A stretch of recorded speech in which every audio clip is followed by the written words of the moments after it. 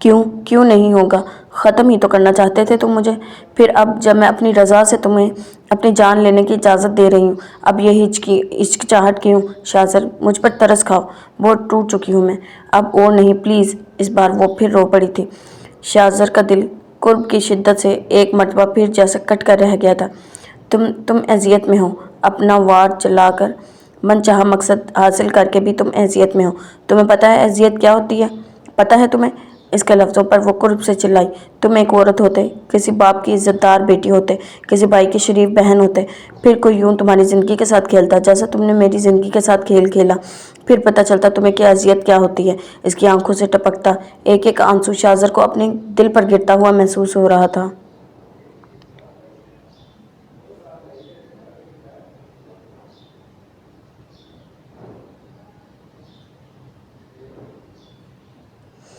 तुमने वादा किया है मुझसे, तुम इज्जत की मौत दोगे मुझे। कम ऑन, वादा पूरा करो अपना। जुनूनी कैफियत में एक मरतबा फिर आगे बढ़कर इसने शाज़र के हाथ थामे थे। जब इसने एक झटके से अपने हाथ इससे छुड़ा लिए। होश में आओ अनुषा, वो धाड़ा था, मगर अनुषा पर इसकी धाड़ का कोई असर नहीं हुआ था। नहीं, 5 माह कबल अपनी होश हवास खो चुकी थी मैं। अब सांसों की बारी है, वादा पूरा करो अपना। वो जैसे कुछ सुनने को तैयार ही नहीं था। शाज़र को मजबूरन इस बार इसे होश में दिलाने के लिए बेड पर धकेलना पड़ा। पागल हो गई हो तुम? पिछले ही एक पल को सुकून मुयस्सर पहले ही एक पल को सुकून मुयस्सर नहीं, तुम मज़ीद कुर्ब में मुब्तला करना चाहती हो। इज़्ज़त की ज़िंदगी और मौत ना तुम्हें चाहिए ना तुम्हें। ओके, मैं दूंगा तुम्हें इज़्ज़त की ज़िंदगी और मौत। मैं आज ही बरीरा को फारिग कर देता हूँ। तुम भी अपने शोहर से तलाक लेकर मेरे साथ चलो। मैं वादा करता हूँ अनुषा, आइंदा ज़िंदगी में कभी तुम्हारी आंख में कोई आंसू नहीं आने दूंगा। वो भी जज्बाती हुआ था। अनुषा के आंसू हैरत और गुस्से की शिद्दत से इसकी पलकों पर ही अटक गए थे। हाँ अनुषा, मैं अब भी तुम्हें अपनाने के लिए तैयार हूँ। इसका जुनून थमा देख कर वो भी संजीदगी से गोया हुआ था। जब वो फट पड़ी, मगर मैं तुम्हें अपनाने के लिए तैयार नहीं हूँ। सुना तुमने? शदीद नफरत है मुझे तुमसे, तुम्हारे तसव्वुर से। जाओ, चले जाओ यहाँ से, जाओ। अनुषा का जवाब इसके तवक्का के खिलाफ था। तभी गहरी सांस भरकर वो इसे इसके हाल में छोड़ता लंबे लंबे ढक पड़ता इसके घर से बाहर निकल गया। अंदर कहीं अलाव दहक रहा था। वो गाड़ी में आकर बैठा और फिर इसे कुछ खबर नहीं थी कि वो किस राह की तरफ गामजन है।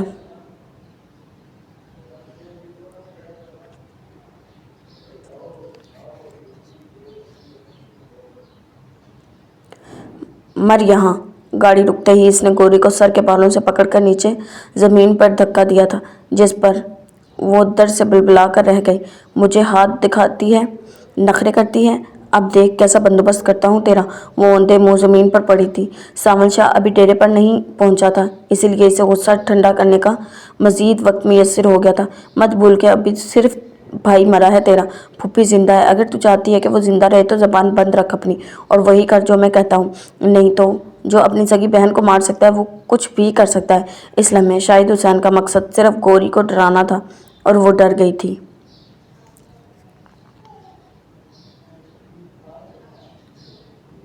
सामल कुछ ही देर में डेरे पर पहुंचा तो शाहिद हुसैन ने गौरी को इसके हजूर पेश किया। ले आए इसे। इसके सलाम का जवाब देते हुए सामल शाह ने बड़ी गहरी निगाहों से गौरी को देखा। आहो सरकार, भला आपका हुक्म टाल सकता हूँ? फिर अब आगे क्या सोचा है इसने? सोचना क्या है सरकार, आपके होते मुझे भला किस बात की फ़िक्र। मैं तो चाहता हूँ आप इसे हवेली में ही मुलाजिम रख लें। चलो ठीक है, हवेली से ज़्यादा ये कहीं और महफूज हो भी नहीं सकती। अब इसके लबों पर भी मुस्कुराहट थी। गौरी को लगा अपने भाई की मौत के साथ ही जैसे इसकी रूह का भी खून हो गया हो।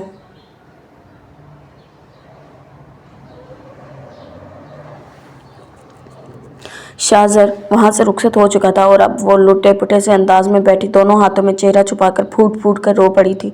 अब्दुल समद ने रात जिस वक्त अपने बेडरूम में कदम रखा, इसके पूरे जिस्म पर थकन सवार थी, मगर जैसे ही इसकी निगाह अनुषा पर पड़ी, वो कोई दिलचस्पी ना होने के बावजूद इसकी तरफ लपका था, जो तेज़ बुखार में जलती कुरहा रही थी।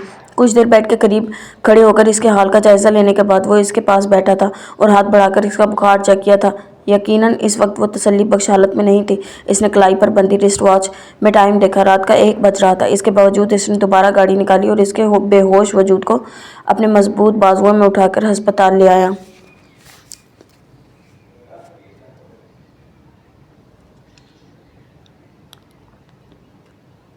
جہاں ڈیوٹی پر موجود ڈاکٹر انیلا نے انوشا کا اچھی طرح تفصیلی چیک اپ کرنے کے بعد اسے بتایا، مسٹر طلحہ احمد، آپ کی وائف میں کمزوری بہت زیادہ ہے، حمل کے دوران اتنی کمزوری ان کے لیے ٹھیک نہیں۔ دوسرے، آپ انہیں کسی بھی قسم کی ٹینشن سے دور رکھنے کی کوشش کریں، اس وقت بھی یہ کسی بڑی ٹینشن کے حصار میں ہیں۔ واٹ؟ کچھ روز پہلے جو جھٹکا زوار کو لگا تھا، اس وقت وہی جھٹکا عبدالصمد کو لگا، مگر ڈاکٹر اس کی طرف متوجہ نہیں تھی۔ وہ اپنے پیڈ پر ضروری دوائیاں تحریر کر رہی تھی۔ اگلے پون گھنٹے میں جس وقت وہ انوشا کو لے کر گھر واپس آیا، اس کے دماغ میں جیسے جکڑ چل رہے تھے۔ اگلی صبح ناشتے کے بغیر وہ گھر سے نکل آیا۔ دوپہر کے قریب جب انوشا کی طبیعت کچھ بہتر ہوئی، وہ غیر متوقع طور پر گھر چلا آیا۔ انوشا کے لیے اس وقت اس کی آمد حیرانی سے خالی نہیں تھی۔ وہ سیدھا بیڈ روم میں آیا تھا اور کچھ دیر واش روم گھسے رہنے کے بعد ڈریسنگ ٹیبل کے سامنے کھڑے ہو کر تولیے سے چہرہ صاف کرتے ہوئے خاصے خشک لہجے میں اس نے پوچھا تھا، اب کیسی طبیعت ہے؟ انوشا کے لیے اس کی توجہ کے ساتھ ساتھ اس سوال کی بھی کوئی اہمیت نہیں تھی، تبھی دھیمے مختصراً لہجے میں بولی، ٹھیک ہوں۔ اس پر وہ پلٹا تھا اور سست قدم اٹھاتے ہوئے بیڈ کے کنارے پر ٹک گیا تھا۔ میں نے تمہیں بتایا ہے، اپنی ذاتی معاملات میں دخل اندازی کے ساتھ ساتھ مجھے جھوٹ سے بھی شدید نفرت ہے، اس لیے سچ سچ بتاؤ، میری زوجیت میں آنے سے پہلے کس کے ہاتھوں اپنا سب کچھ گنوا چکی ہو؟ اس کا لہجہ برف کی طرح سرد اور ٹھوس تھا۔ انوشا کی آنکھیں اتنی جلدی اس بھیانک سچ کے انکشاف پر حیرانی سے پھٹی کی پھٹی رہ گئی تھی۔ میں نے کچھ پوچھا ہے انوشا؟ اس کی جامد خاموشی پر وہ ایک مرتبہ پھر سے اپنا سوال دہرایا تھا۔ جواب میں وہ مضطرب سی بیڈ سے اتر گئی تھی۔ پتہ نہیں، چٹاخ لپک کر اس کے گال کو اپنے تھپڑ کا نشانہ بناتے ہوئے اس نے ایک لمحہ نہیں لگایا تھا۔ انوشا اس کے تھپڑ کی شدت سے تیورا کر اوندھے منہ زمین پر گر پڑی۔ جھوٹ سے نفرت ہے مجھے، بولو کس کی نشانی لے کر آئی ہو اپنے ساتھ؟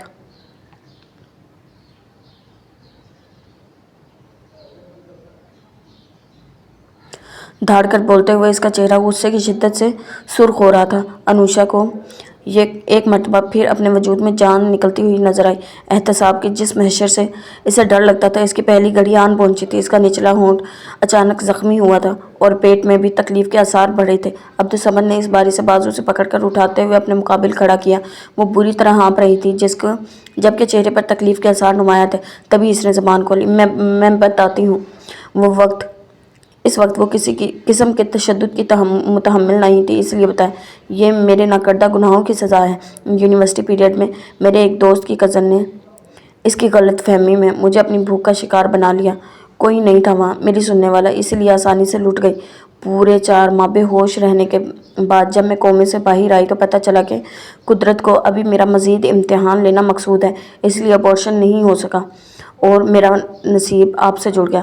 آپ مجھے مزید ذلیل و خوار مت کیجیے گا، پہلے ہی ایک یکساں سزا کی طرح جھیل رہی ہوں۔ زندگی کو مجھ پر مزید بوجھ مت بنائیے گا پلیز۔ اس کے سامنے ہاتھ جوڑتے ہوئے بچوں کی طرح روتے پھوٹ پھوٹ کر رو پڑی تھی۔ جب عبدالصمد نے ہونٹ بھینچتے ہوئے آہستہ سے رخ پھیر لیا، تمہارا قصور نہیں ہے یہ، میری قسمت ہی ایسی ہے، مجھے صاف ستھری ہم سفر مل ہی نہیں سکتی، دھیمے آزردہ لہجے میں کہتا اگلے ہی پل وہ کمرے سے باہر نکل گیا تھا۔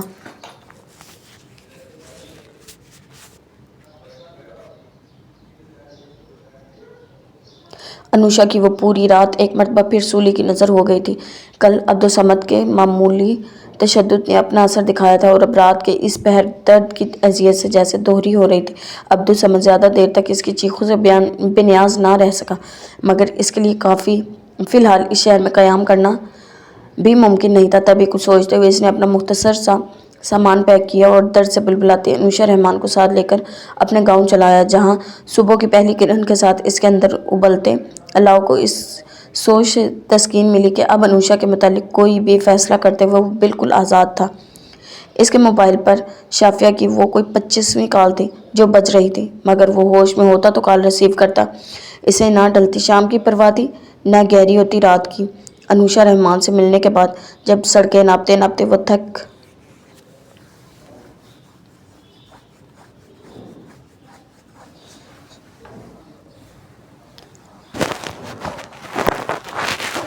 گیا تو اپنے آفس چلا آیا، جو اس وقت قریباً خالی ہو چکا تھا۔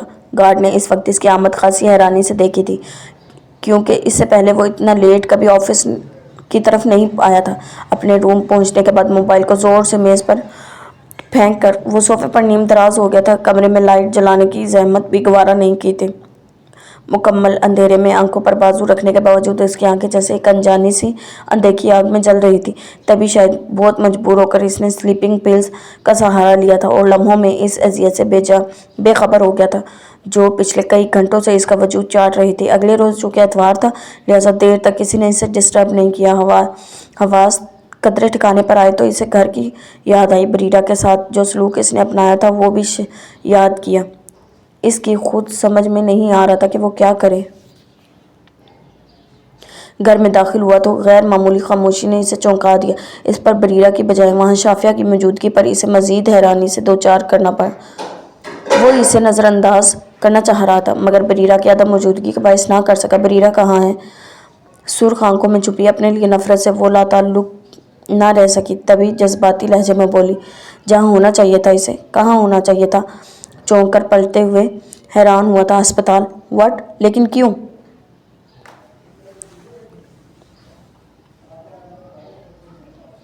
کیوں؟ یہ آپ مجھ سے پوچھ رہے ہیں؟ اپنے آپ سے پوچھیں، کیوں پہنچا دیا آپ نے اسے ہسپتال؟ وہاں جہاں وہ پوری رات زندگی اور موت کی جنگ لڑتی رہی۔ میں مجرم تھی نا آپ کی؟ مجھ سے قصور سرزد ہوا تھا نا آپ کا، آپ کی عزت کے ساتھ کھیلنے کا؟ میں سزاوار ہوں آپ سے سزا پانے کی، پھر اسے کیوں کانٹوں پر گھسیٹ رہے ہیں آپ؟ کس گناہ کی سزا دے رہے ہیں اسے؟ وہ تو قصوروار نہیں ہے آپ کی، اس نے تو محبت کی ہے آپ سے، مگر آپ نے کیا کیا اس کے ساتھ؟ اسے ہمیشہ کے لیے؟ جذبات کی شدت میں بہہ کر جانے وہ اور اسے کیا بتانے چلی تھی کہ اچانک لب بھینچ گئی۔ کیا ہمیشہ کے لیے؟ اچانک کسی انہونی کے احساس نے اس کا دل دھڑکا دیا تھا۔ مار دیا ہے اسے ہمیشہ کے لیے آپ نے۔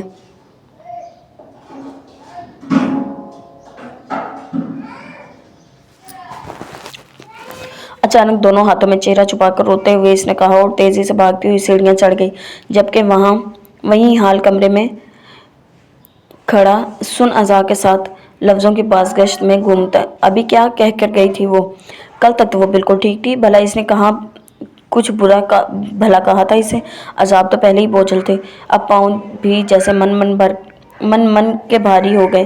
ساحل کو کال کرنے کے لیے اس نے سیل فون پاکٹ سے نکالنا چاہا تو پتہ چلا اپنے سیل فون تو آفس سے آتے ہوئے وہ ساتھ لایا ہی نہیں تھا۔ جھنجھلاہٹ کے شدید احساس نے اسی لمحے اسے پاگل کرنے میں کوئی کسر نہیں چھوڑی تھی۔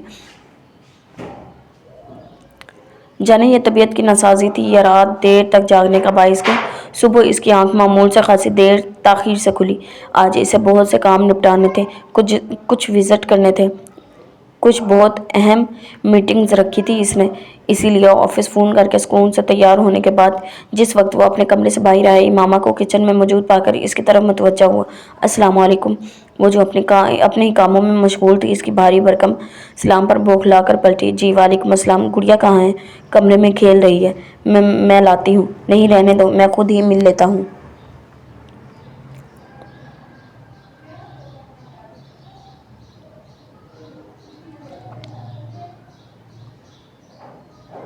اسے سہولت سے منع کر کے وہ خود ہی اس کمرے کی طرف بڑھ گیا جو اس کی بیٹی کے ساتھ ساتھ آج کل امامہ کے زیر استعمال بھی تھا۔ اندر کمرے میں اس کی بیٹی سکون سے ڈھیر سارے کھلونوں کے ساتھ بیٹھی کھیل رہی تھی جو کہ بالکل نئے تھے۔ دروازے پر اس کی آہٹ محسوس کر کے وہ اس کی طرف لپکی تھی۔ پاپا؟ اور شجاع نے آگے بڑھ کر اسے باہوں میں سمیٹ لیا۔ اگلے ہی پل وہ کمرے سے باہر تھا۔ مس امامہ؟ جی سر۔ اس کی آواز پر کچن سے بوتل کی جن کی مانند نمودار ہو کر وہ پل میز کے سامنے آئی تھی۔ گڑیا کے لیے اتنے سارے کھلونے آپ نے خریدے ہیں؟ جی سر۔ کیوں؟ وہ پولیس افسر تھا اور امامہ جانتی تھی کہ اب وہ آسانی سے اسے جانے نہیں دے گا۔ تبھی سر جھکا کر انگلیاں چٹکانے لگی۔ میرے پاس کافی پیسے جمع ہو گئے تھے، یوں ہی پڑے تھے، اس لیے سوچا کچھ خرید لوں تو بس گڑیا کے لیے کھلونے خرید لیے۔ کتنے روپوں کے خریدے؟ اس بار اس کے سوال پر چونک کر سر اٹھاتے ہوئے وہ اسے دیکھے بغیر نہ رہ سکی۔ پتہ نہیں، میں نے کاؤنٹ نہیں کیے تھے۔ صاف جھوٹ بولتے ہوئے اس نے ٹالنا چاہا تھا جب وہ سرد لہجے میں بولا،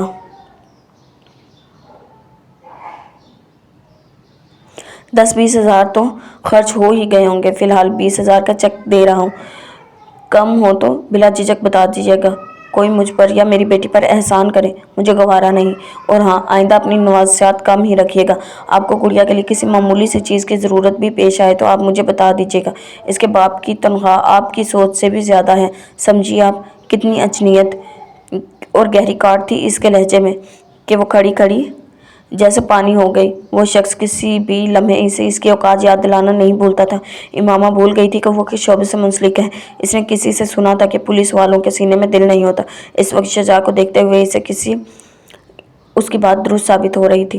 آنسو تھے کہ بے اختیار آنکھوں سے بہہ نکلے تھے۔ کیا عزت کا سرٹیفکیٹ صرف دولت سے مشروب ہو کر رہ گیا ہے؟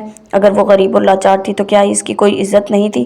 اتنی سی حیثیت بھی نہیں کہ وہ اپنی خوشی سے، اپنے پیسوں سے ایک اعلیٰ عہدیدار کی بیٹی کے لیے کچھ کھلونے ہی خرید سکے؟ شجاع اپنے کمرے کا چکر لگا کر آیا تو اس کے ہاتھ میں 20,000 کا چیک تھا، جسے اس نے امامہ کی طرف بڑھانے میں ایک پل نہیں لگایا تھا۔ یہ لیجیے، یہ ان کھلونوں کی قیمت ہے یا گڑیا سے میرے بے لوث محبت کی؟ ہاتھ بڑھانے کے بجائے اس نے آنسوؤں سے بھری آنکھیں اٹھا کر شجاع حسن کی آنکھوں میں دیکھا تھا، جو اس کے سوال پر کچھ نہ سمجھنے والے انداز میں اسے دیکھ رہا تھا۔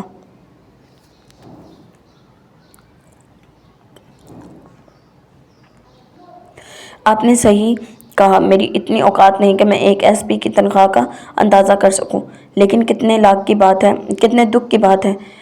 میری سوچ سے بھی زیادہ تنخواہ پانے والا افسر کا ذہن اور دل اتنا چھوٹا ہے کہ وہ بے لوث محبت کی قدر بھی نہیں کر سکتا۔ وہ دکھی ہوئی تھی اور بے حد دکھی ہوئی تھی۔ شجاع کا ہاتھ بڑھا رہ گیا، مگر وہ چیک تھامے بغیر پلٹ کر کچن سے واپس چلی گئی۔ نہ اس کے یوں رونے کی وجہ اس کی سمجھ میں آئی تھی، نہ اتنا دکھی ہونے کی۔ معمول کے عہد مطابق اس روز بھی وہ بہت دیر سے گھر واپس لوٹا تھا۔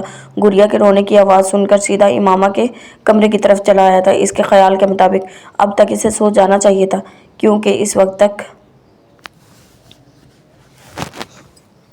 عموماً وہ سو چکی ہوتی تھی، مگر وہ نہ صرف جاگ رہی تھی بلکہ بہت دنوں کے بعد رو بھی رہی تھی۔ شجاع کمرے میں داخل ہوا تو اسے دیکھ کر وہ چپ کر گئی۔ پاپا، آنی! امامہ کو وہ آنی ہی کہتی تھی، اس لیے دوڑ کر اس کی ٹانگوں سے لپٹ کر اس نے اپنے رونے کی وجہ بھی بیان کر دی۔ امامہ اپنے بیڈ پر آڑی ترچھی پڑی تھی اور اس کی نبض بہت رک رک کر چل رہی تھی، جانے اس کے پیچھے کون سی قیامت برپا ہو گئی تھی۔ قریب رکھی میز سے پانی کا گلاس اٹھا کر اس نے 2-3 بار امامہ کے چہرے پر پانی کے چھپاکے مارے، مگر وہ ٹس سے مس نہ ہوئی۔ تب مجبوراً اسے ڈاکٹر بلوانا پڑا، جس کے بعد وہ ہوش میں آئی۔ ڈاکٹر کے جانے کے بعد بھی وہ اس کے کمرے میں بیٹھا رہا تھا۔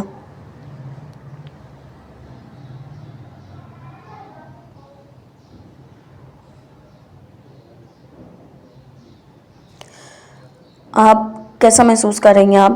سوال کیا تھا؟ کوئی زہر میں بچھا ہوا نشتہ تھا جس نے ایک مرتبہ پھر اس کی پلکیں بھگو دی تھی۔ ٹھیک ہوں، زبان سے کہنے کے بجائے اس نے صرف آہستہ سے اس بات میں سر ہلایا تھا۔ لیکن ٹھیک لگ نہیں رہی۔ ڈاکٹر کے مطابق کسی ٹینشن کے باعث آپ بے ہوش ہو گئی تھی، نہیں تو؟ اس کا مطلب ہے ڈاکٹر جھوٹ بول رہا ہے؟ امامہ ہمیشہ سے اسے جھوٹ بولتے ہوئے یہ بھول جاتی تھی کہ وہ پولیس والا ہے۔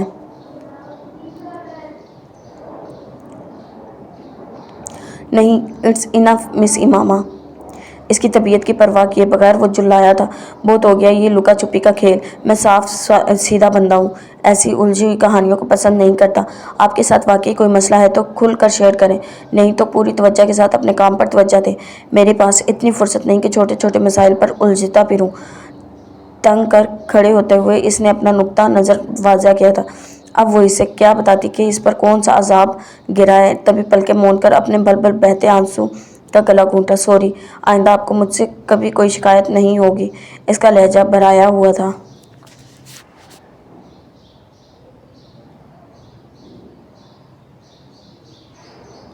وہ سرسری سی نگاہ اس کے زرد چہرے پر ڈالتا گڑیا کو اپنے ساتھ لے کر اس کے کمرے سے نکل گیا۔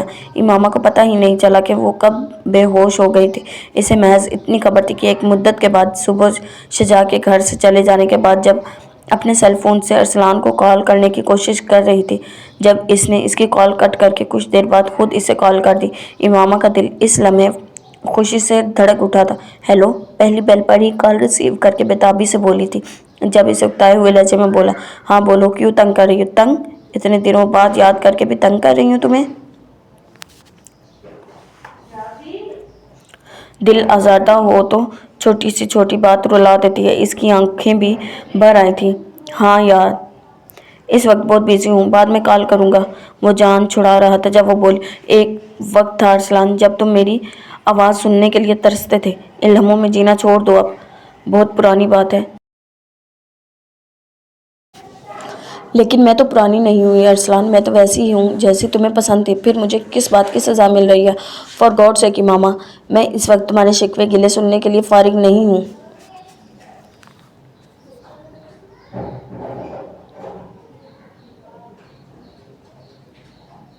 पता है मुझे, मैं लगती ही क्या हूँ तुम्हारी जो तुम मेरे शिकवे गिले सुनोगे।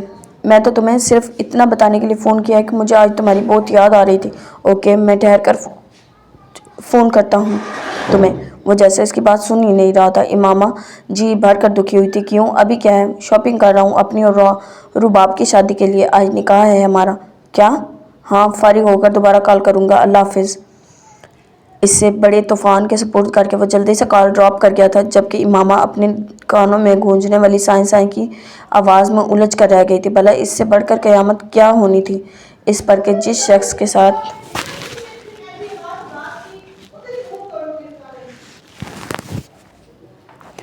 कसूर से इसकी सांसें चलती थी, वो महज बदला ही नहीं था बल्कि हमेशा हमेशा के लिए इससे छिन भी गया था।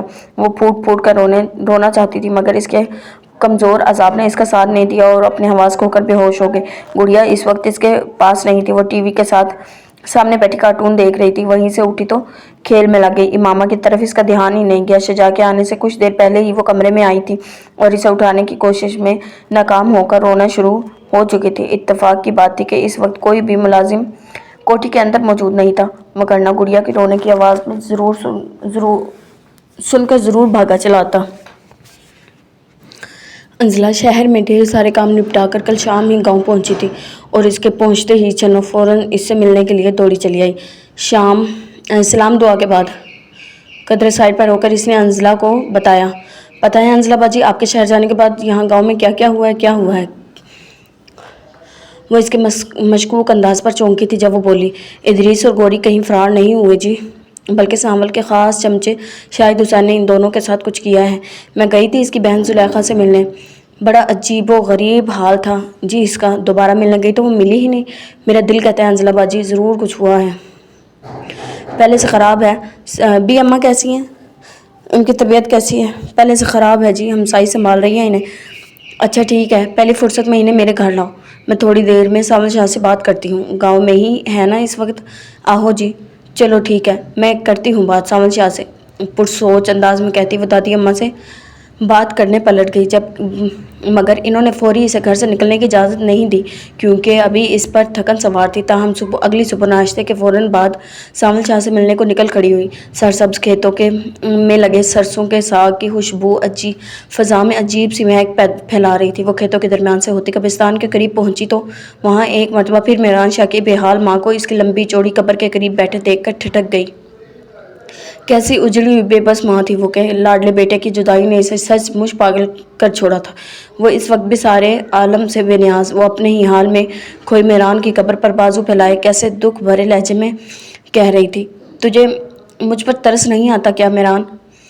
माँ सदके जाए, किस बात पर नाराज़ हो गया है अपनी माँ से? तुझे तो अकेले सोने से वहशत होती थी पुत्र, यहाँ अकेला आकर क्यों लेट गया है? देख तो सही कितनी ठंड है यहाँ, तुझे ठंड नहीं लगती? पता नहीं वो कब से यूं ही बातें कर रही थी। अंजला का दिल जैसे एक मरतबा फिर कट कर रह गया। बड़ी मुश्किल से अपने आंसुओं को पीछे धकेलती वो इनसे निगाह हटाकर आगे बढ़ी। सावल शाह कुछ ही फासले पर जीप रोके मोबाइल फ़ोन पर किसी से बातें कर रहा था। इसे बातें करता इसे दिखाई दिया। अंजला शाह को अपनी तरफ आते देखकर अगले ही लम्हों में कॉल ख़त्म कर दी थी।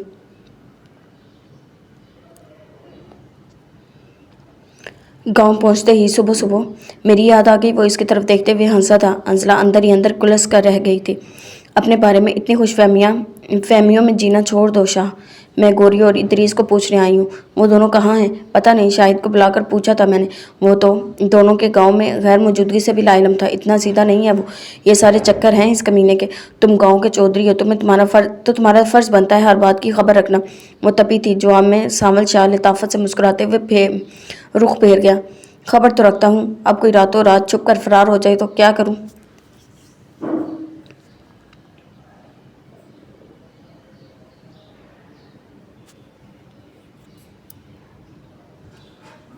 वो छुपकर फरार होने वालों में से नहीं है। आहिस्ता बोलो अंजला शाह, 100 बार कहा है, यहाँ किसी को ऊंची आवाज़ में सावन शाह के सामने बोलने की इजाज़त नहीं। इसके तेज़ लहजे में बोलने पर वो तंबी अंदाज में बोला था, मगर अंजला ने परवाह नहीं की।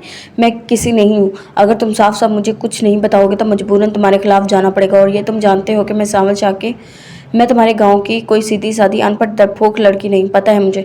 इसकी दीदा दिलेरी पर वो कदरे खाइफ हुआ था। फिर तेज़ लहजे में बोला, तुम भूल रही हो अंजला शाह कि तुम एक लड़की हो, जबकि ये माशरा मर्दों का माशरा है।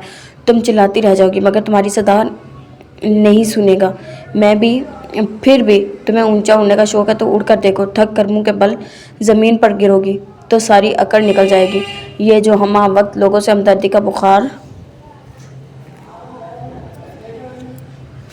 चढ़ा रहता है तुम्हें, ये भी उतर जाएगा। इसका अंदाज साफ मजाक उड़ाने वाला था। वो क्लस कर रह गई।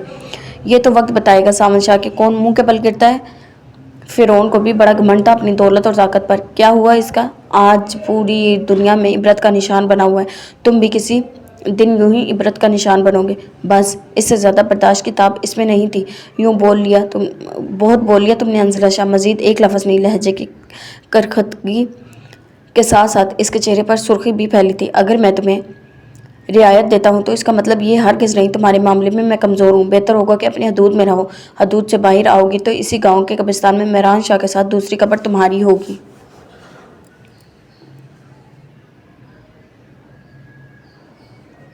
वो पहली बार इसे इस दर्जा गुस्से में देख रही थी।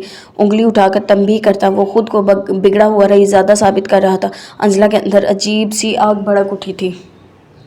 अपनी बकवास बंद कर, किसी और को हरासा करना शामिल था। मैं अपने जूते की नोक पर रखती हूँ तुम्हारी दौलत को। और जहाँ तक मेहरान शाह की बात है तो मत समझना कि इसका खून रायगा जाएगा। मेरे अंदर आग लगी है।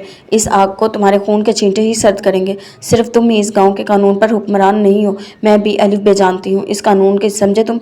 वो मुट्ठी में आने वाली रेत नहीं थी। सावन गुलसेली नगाहों से इसे देखता रहा और पलट कर चंद लम्हों में इससे दूर हो गई थी। समान की टांग जख्मी थी। शाहिद हुसैन के एक साथी ने इसे करीबी अस्पताल ले जाकर इसकी टांग से गोली निकलवा दी, जबकि दूसरा अपना सर फाड़कर फौरन पुलिस स्टेशन चला गया। इस वक्त ड्यूटी पर मौजूद एएसआई किसी मुलजिम को लेकर अदालत गया हुआ था, लिहाजा वो सीधा एसएचओ के कमरे में घुस गया, जो इस वक्त फ़ोन पर अपने किसी आला अफसर से बात करने में मसरूफ़ था। इब्तिदा में एसएचओ ने इसकी फ़र्ज़ी कहानी सुनकर इसे एएसआई से रब्ता करने का कहा, मगर जब इसने सावल शाह और शाहिद हुसैन का हवाला दिया तो फ़ौरन नरम पड़ गया और अगले 10 मिनट में ही दूसरे एएसआई को फ़ौरन सामान के ख़िलाफ़ पर्चा काटने का हुक्म दिया, जिसके जवाब में शाहिद हुसैन के साथी ने शुक्रिया के तौर पर तोहफ़तन इसके ज़मीर की कीमत 20,000 रुपये अदा की, क्योंकि एफआईआर दर्ज करवाने के बाद भी अलावा भी अभी एसएचओ से इसको बड़े काम लेने थे।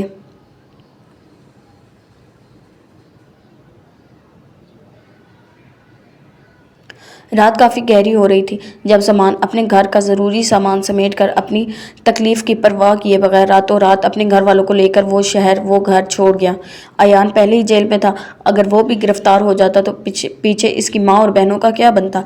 अभी तो इसे ये भी नहीं पता था कि इसे जाना कहाँ है, मगर जिस तरह इसने शाहिद हुसैन की कार्रवाई देखी थी, इससे इतना ज़रूर जान गया था कि इसके खिलाफ वो कुछ ना कुछ किए बगैर सुकून से नहीं बैठेगा। इसे अपने और अपने घर वालों की मुश्किल पड़ने की ज़्यादा फिक्र भी नहीं थी। इसे तो सिर्फ गोरी का ख्याल सता रहा था, पता नहीं इसके साथ क्या क्या होगा। इस गुंडे इंसान ने यही सोचकर इसे अंदर से काट रही थी। कितनी बड़ी गलती सरजद हो गई थी इससे। इसने एक फरेबी इंसान पर एतबार किया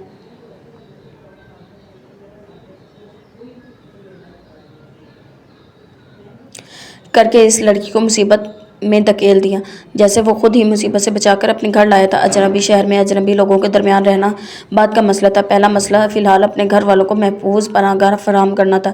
इसलिए अपने घर से निकलकर सीधा वो अयान के करीबी दोस्त के पास आया था, जहाँ चंद रोज़ क़याम के बाद अपने घर वालों को लेकर वो कराची चला आया। अयान जेल से रिहा होकर घर आया तो मोहल्ले वालों की ज़बानी एक नई कहानी सुनकर हैरान रह गया। कौन थी वो लड़की? गोरी? इसे उलझने वाले रशीद खान से खासे तंदु लहजे में इसने पूछा था। जब वो बोला,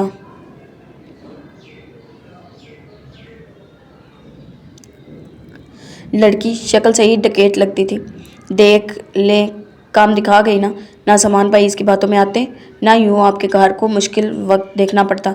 وہ اور بھی جانے کیا کیا بتلانے کا ارادہ رکھتا جب ایان نے اسے درمیان میں ٹوک۔ میرے گھر والوں کا کچھ پتہ ہے؟ کہاں گئے ہیں؟ نہیں بھائی، کچھ پتہ نہیں، راتوں رات ہی نکل گئے۔ ہمیں تو صبح خبر ہوئی تھی۔ وہاں موجود سبھی لوگوں کی زبان پر ایک ہی کہانی تھی۔ ایان اپنے گھر کی سیڑھیوں پر بیٹھ کر اس لڑکی تک پہنچنے کا طریقہ سوچنے لگا جس سے اس کی غیر موجودگی میں اس کے گھر والوں کو اتنی بڑی مصیبت سے دوچار کیا تھا۔ سر، آپ سے کوئی انزلہ بی بی ملنا چاہ رہی ہیں، گاؤں شاہ والا سے۔ وہ ابھی آفس آیا تھا۔ اس کے اردلی نے پہلی اطلاع شجاع نے کچھ دیر سوچنے کے بعد اسے کہہ دیا کہ وہ ابھی کچھ ہی دیر میں اسے اندر بھیج دے۔ آج اس نے تمام متعلقہ تھانوں کے ایس ایچ او صاحبان اور نچلے عملے کو لائن حاضر کیا تھا اور جاننا چاہتا تھا۔ آج کا دن بے حد مصروف تھا۔ انزلہ کچھ ہی دیر میں اس کے شاندار آفس میں داخل ہوئی تھی۔ وہ فون پر کسی کو ہدایت دے رہا تھا۔ السلام علیکم۔ اس کی شاندار شخصیت سے نگاہ چرا کر وہ آگے بیٹھی۔ انزلہ چپ چاپ سیٹ سنبھال کر اس کی فارغ ہونے کا انتظار کرنے لگی۔ جی مس انزلہ، فرمائیے کیسے آنا ہوا؟ فون کا ریسیور رکھ کر اگلے 5 منٹ میں وہ اس سے مخاطب ہوا تھا جب وہ بولی، کچھ ضروری کام تھا آپ سے، اسی لیے زحمت دینا پڑی۔ جی فرمائیے، میں سن رہا ہوں۔ وہ کنیز بیگم کے جاننے والوں میں سے تھا، اس لیے انزلہ سے شناسائی تھی۔ وہ آج کل میں شاہ والا میں رہ رہی ہوں۔ وہاں ایک لڑکا ہے سامل شاہ، چودھریوں کا خون ہے، اس لیے اس نے گاؤں کے تمام لوگوں کا جینا دوبر کیا ہوا ہے۔ جو دل میں آتا ہے کرتا ہے۔ چند سال قبل اس نے مہران شاہ نامی ایک لڑکے کو قطعی بے قصور ایک جھوٹے کیس میں ملوث کرا کر نہ صرف جیل کروائی بلکہ مروا بھی دیا۔ اب وہ لوگ 2 اور لوگ غائب ہیں۔ میں نے بات کی تو فضول قسم کی دھمکیوں پر اتر آیا۔ اس نے مجبوراً یہاں آنا پڑا۔ کرتا کیا ہے سامل شاہ نامی لڑکا؟ اس کی بات مکمل توجہ سے سننے کے بعد شجاع نے پوچھا تو تب وہ بولی، کچھ نہیں، پچھلے 4-5 ماہ میں سوائے آوارہ گردی کے اس نے کچھ نہیں کیا۔ میں نے کچھ نہیں کرتے دیکھا۔ اور آپ کیا کرتی ہیں گاؤں شاہ والا میں؟ فی الحال تو کچھ خاص نہیں کر رہی۔ میرے بابا کے نام کچھ زمین گاؤں میں بیکار پڑی ہے، اس پر ایک چھوٹا سا اسکول بنانے کی کوشش کر رہی ہوں۔ ابھی پچھلے ہفتے رجسٹریشن کروائی ہے۔ کچھ اور مسائل ہیں گاؤں والوں کے، میری خواہش ہے وہ بھی جلد حل کر سکوں۔ گڈ، اس کا مطلب سماجی بہبود کے کاموں سے کافی دلچسپی ہے آپ کو؟ محض دلچسپی نہیں، میرے جینے کا مقصد ہی تو کہ انسانیت کی خدمت ہے۔ اچھی بات ہے، بہت کم لوگوں کے جذبات ایسے ہوتے ہیں۔ بہرحال آپ بے فکر ہو جائیے، میں متعلقہ پولیس اسٹیشن کے ڈی ایس پی کو ابھی اس مسئلے میں آپ کی شکایت نوٹ کروا دیتا ہوں۔ بہت شکریہ۔ نہیں، شکریہ کی بات نہیں، دکھی انسانیت کی خدمت تو پولیس والوں کا شیوا ہے۔ وہ مسکرایا تھا۔ انزلہ کو جواباً زبردستی مسکرانا پڑا کیونکہ دکھی انسانیت کے ساتھ پولیس والوں کی خدمت کے معاملات کو وہ بہت اچھے طرح سے جان گئی تھی۔ وہ ابھی اپنے گھر کی سیڑھیوں پر بیٹھا اپنے گھر والوں کے متعلق ہی سوچ رہا تھا کہ ایک مرتبہ پھر پولیس کی گاڑی ہارن بجاتی ہوئی اس کے گھر کے سامنے آ کھڑی ہوئی۔ چلو بادشاہو، سرکار نے یاد کیا ہے آپ کو۔ کانسٹیبل گاڑی سے نکل کر مسکراتے ہوئے اس کے قریب آیا تھا۔ ایان کے ماتھے پر تیوری چڑھی۔ کیوں؟ اب کیا کیا ہے میں نے؟ یہ تو وہاں چل کر ہی پتہ چلے گا۔ ایس ایچ او صاحب راہ دیکھ رہے ہیں آپ کی۔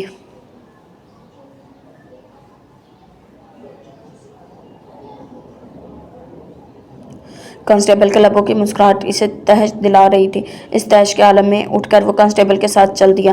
لو سرکار، آ گئے سرکاری مہمان۔ اسے ہمراہ لے کر کانسٹیبل اے ایس آئی کی خدمت میں سلوٹ مار کر حاضر ہوا تو اس نے تفصیلی نگاہ ایان پر ڈالتے ہوئے اسے دوبارہ گرفتار کرنے کا حکم جاری کر دیا۔ ڈال دو حوالات میں۔ میرا منہ کیا دیکھ رہے ہو؟ حوالات میں؟ لیکن میرا قصور کیا ہے؟ قصور بھی بتا دیتے ہیں، اندر چلو۔ کانسٹیبل نے کالر سے پکڑ کر اسے ہلکا سا دھکیلا تھا جب وہ بولا، کیوں چلوں؟ قصور بتاؤ میرا، نہیں تو میں ابھی اپنے اسٹاف کو بلا کر تم لوگ کا اصل چہرہ دکھاؤں گا۔ اوکے؟ اوئے بکواس بند کر اپنی۔ بڑا آیا اسٹاف کو بلانے والا۔ شاہوں کے بندے پر فائر کیا ہے تیرے بھائی نے، وہ ہاتھ نہیں آیا تک تجھے پکڑ لیا ہے ہم نے۔ چل اندر۔ اے ایس آئی اس کی بات پر بھنا کر اپنی سیٹ سے اٹھا تھا۔ ایان حیرانی سے اسے دیکھ، کون سے شاہوں کے بندے کو؟ کون سا بھائی؟ سب بتاتے ہیں تجھے، آؤ ادھر لاؤ اسے۔ اوئے ادھر آؤ، ایف آئی آر رپورٹ پڑھا دیتے ہیں اسے۔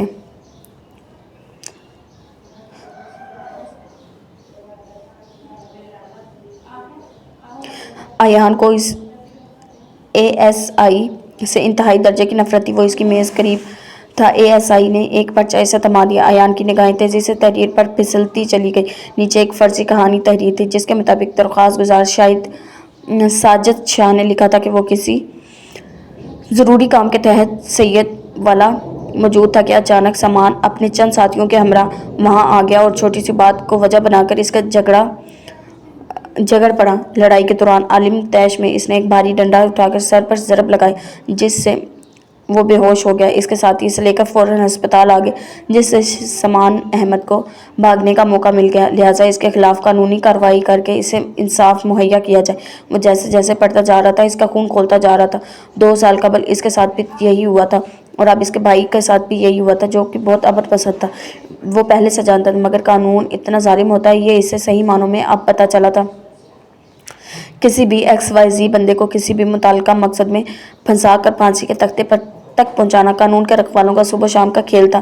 بڑی کرسیوں پر بیٹھے قانون کے بڑے افسران کو پتہ ہی نہ چلتا تھا کہ اس کے نیچے کے عملے میں کیا کھیر پک رہی ہے۔ SP DSP صرف 1 آدھ گھنٹے کے لیے چکر لگاتے اور سب ٹھیک ہے کہ سگنل پا کر واپس چلے جاتے۔ جیل کی سلاخوں کے پیچھے قید کتنے بے گناہ قیدیوں کو ان کی انکہی کہانی میں دم توڑتی ان کے اندر ہی دفن ہو کر رہ جاتی۔ ایان بھی جان گیا تھا وہ فی الحال جتنا بھی احتجاج کر لے اپنے حق میں کچھ بھی بہتر نہیں کر سکتا، لہٰذا کھا جانے والی نگاہوں سے متعلقہ ASPI اور کانسٹیبل کو گھورتے ہوئے وہ خود ہی حوالات میں آ بیٹھا۔ وہ جانتا تھا اسے سزا نہیں ہو سکتی مگر جو پیسے SHO نے مخالف پارٹی سے کھائے ہیں انہیں حلال کرنے کے لیے وہ کچھ بھی کر سکتا ہے۔ وہ خاموشی سے دیوار کے ساتھ ٹیک لگا کر بیٹھا تھا اور اس کے دماغ میں صرف ایک ہی نام بار بار رقص کر رہا تھا، سید شاہ والا۔ وہ اس نام سے انجان نہیں تھا۔ بچپن میں کئی بار ماں اسے شاہ صاحب سے دم کروانے اس گاؤں لے جاتی تھی۔ وہ خود بھی مختلف کاموں کے سلسلے میں کئی بار شاہ والا جا چکا تھا مگر اس گاؤں کے باسیوں کے حوالے سے پیدا ہونے والی نئی کہانی نے اس کے اندر مشکل سے سرد ہوتی آگ کو دوبارہ بھڑکا دیا تھا۔ اگلے 2 روز میں SHO نے اس کی توقع کے عین مطابق اسے عدم موجودگی میں ہوئے جھوٹے کیس میں ملوث کر کے اس کا چالان کر دیا اور یوں ایک مرتبہ پھر جیل کی 4 دیواری اور سلاخوں جیسے اس کے نصیب میں لکھ دی گئی تھی۔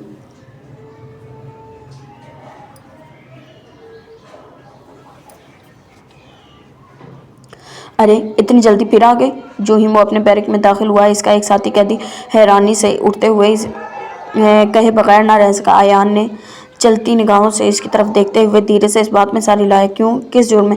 اس کے ساتھی کی حیرانی میں اضافہ ہوا تو جب وہ تلخی سے بولا، کچھ لوگوں کو سزا پانے کے لیے کوئی جرم کرنے کی ضرورت نہیں ہے رضوان، ہماری بے قصور سزائیں ہی ان افسران کے سینوں پر لگے پھولوں میں اضافہ کرتی ہیں۔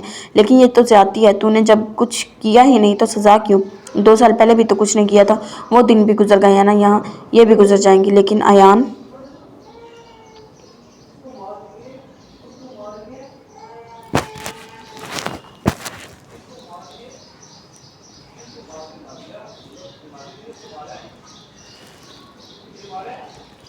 نہیں رضوان، خدا کے واسطے کچھ نہ کہہ۔ اس کے لہجے میں تلخی نہیں گہری مایوسی تھی۔ رضوان چپ کر کے اس کے قریب بیٹھ گیا۔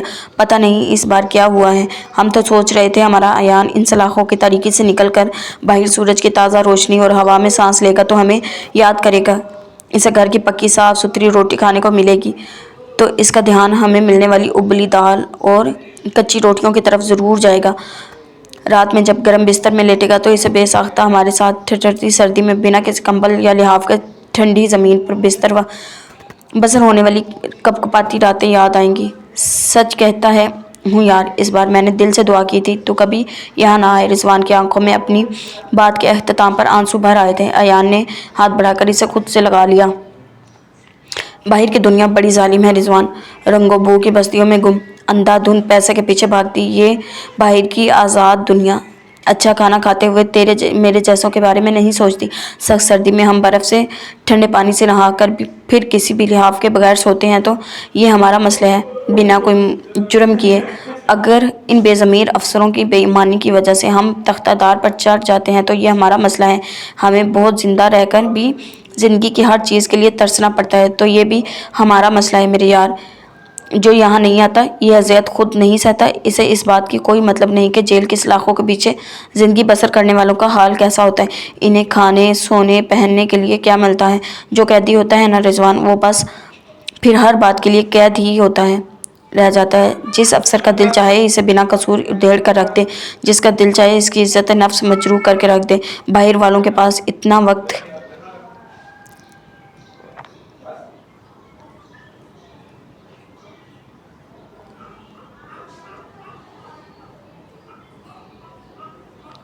نہیں ہوتا کہ وہ ہماری کہانیاں سنے یا جانے۔ اس کے لہجے میں گہرا ملال تھا۔ رضوان کا دل بھر آیا۔ صحیح کہتا ہے یار تو، قید کی اذیت وہی جانتا ہے جو قیدی ہوتا ہے۔ سچ پوچھو تو یہاں آنے کے بعد میں نے اپنے لیے اللہ سے موت کے سوا اور کچھ نہیں مانگا۔ انسانیت کی اس درجہ تذلیل اور اس قدر بے بسی مجھے تو اپنا ہر سانس گھٹتا ہوا محسوس ہوتا ہے یہاں۔ وہ آزاردہ تھا۔ آیا نے پلکیں موند کر سر دیوار سے ٹکا دیا۔ جی تو جناب، یہ تھی ہماری آج کی قسط۔ امید کرتی ہوں پسند آئی ہوگی۔ اگر آپ کو ہماری ویڈیوز پسند آتی ہیں تو اس کو لائک کریں، چینل کو سبسکرائب کریں، بیل نوٹیفیکیشن کو آن کر لیں تاکہ ہر آنے والی نئی ویڈیو آپ تک بآسانی پہنچ سکے۔ اللہ حافظ۔